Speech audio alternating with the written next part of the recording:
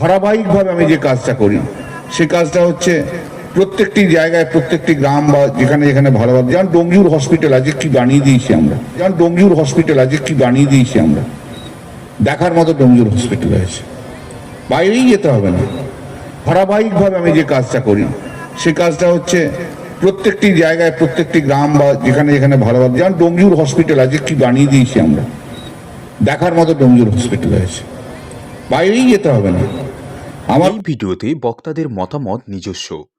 তাদের বক্তব্য বা মতামতের জন্য চ্যানেল কর্তৃপক্ষ কোনোভাবেই দায়ী নয়। প্রথম প্রশ্ন হচ্ছে যে উনি কোন সময় বলেছেন, সকালে না রাত্রিরে? যদি রাত্রিরে হয় তাহলে সেই প্রশ্নের উত্তর দেওয়ার কোনো মনে হয় না ভ্যালুয়েশন আছে বলে। আর ঝাঁ চকচকে প্রথমত হচ্ছে ডোমজুর হাসপাতালের মতো ঐতিহ্যশালী একটা জায়গায়, গ্রামীণ হাসপাতালের মতো জায়গায় অজস্র জায়গা থেকে মানুষ চিকিৎসা করাতে আসে। সমস্ত মানুষকে ম্যাক্সিমাম এ টু জেড সমস্ত পরীক্ষা মানুষকে পয়সা খরচা করে বাইরে করতে হয়। ডায়ালিসিসের মেশিন পড়ে আছে, অথচ এখানে একটাও ডায়ালিসিস হয় না। মানুষ বিনামূল্যে কোনো রকম সুযোগ সুবিধা এখানে পায় না। এখানে শুধু আউটডোরে ওষুধটা ছাড়া যে কোনো রকম। এটা ভুল কথা, পুরো ভুল কথা।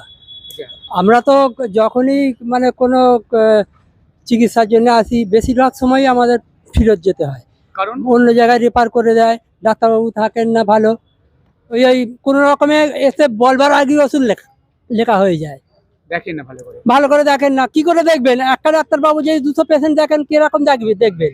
1 ঘন্টা 1.5 ঘন্টার মধ্যে 200 পেশেন্ট দেখছেন, কিরকম দেখবেন? চিকিৎসা একদম হচ্ছে না এরকম নয়, কিন্তু ওই রকম ভাবে হচ্ছে। ওই একটা ডাক্তারবাবু আর পেশেন্টের সংখ্যা 200-250। উনি ঠিক বলছেন না তো। কি করে ঠিক বলছেন? উনি এসে দেখবেন তরবেন তো বলবেন, না হলে তো হবে না। আগে জলাতঙ্কের টিকা পাওয়া যাচ্ছিল না, কুকুরে কামড়াচ্ছে, জলাতঙ্কের টিকা নেই। কদিন আগে এখানে একটি চ্যানেল নিউজ করেছিল যে এখানে খাটাল তৈরি হয়ে গেছে, হসপিটালের পেছনে খাটাল তৈরি হয়েছে।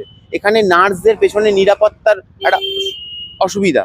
সব থেকে বড় কথা হচ্ছে এই ডোমজুর গ্রামীণ হাসপাতালের এরিয়াটা হাওড়া হসপিটালের থেকেও বড়। তাহলে সেই জায়গাটাকে কিভাবে গড়ে তোলা হলো, নতুন ইউনিট কি এলো, এইটা হচ্ছে মানুষের কাছে প্রথম প্রশ্ন। আমি কি সাধারণ সুযোগ সুবিধা পাচ্ছি বিনামূল্যে? মানে কটা পরীক্ষা হচ্ছে এখানে দিনে, সারাদিনে? তো এটা একটা। আর দ্বিতীয় কথা যেটা হচ্ছে, চিকিৎসা কি এখানে হয় না? চিকিৎসা হয় না বলতে ম্যাক্সিমাম ক্ষেত্রেই রেফার, যেটুকখানি করানো হয় তো হয়, আর বাকিটা ম্যাক্সিমাম ক্ষেত্রেই রেফার। ডাক্তারের এখানে একটা ক্রাইসিস থাকেই সবসময়তে। আচ্ছা, আর দ্বিতীয় কথা হচ্ছে যে এই সামনে ঢুকতে গেলেই যে ঝাঁ চকচকে একটা শুধু গেট করেছে।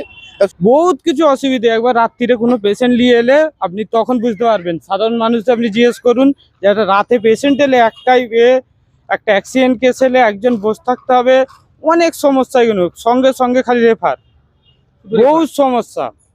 হ্যাঁ, কল্যাণ ব্যানার্জিকে এসে একদিন পুরো রাতে অবধি থাকলে বুঝতে পারবেন।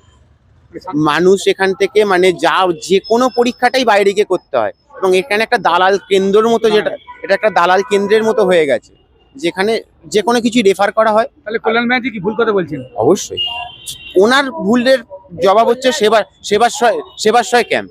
তাহলে সেবাশ্রয় ক্যাম্প তাহলে আলাদা করে খুলতে হলো কেন? এটাই তো সব থেকে বড় প্রশ্ন।